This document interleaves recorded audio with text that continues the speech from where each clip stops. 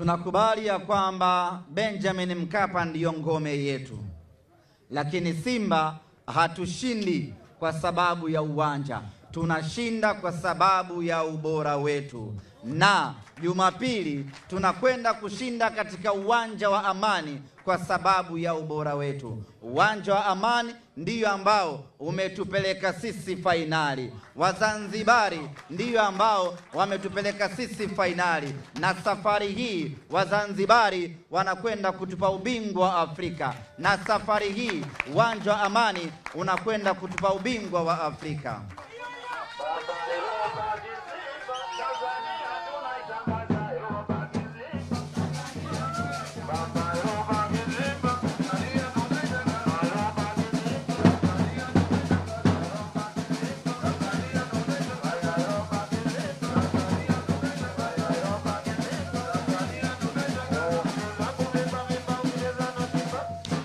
Na sisi tumefurahi mno fainali kuja hapa Zanzibar.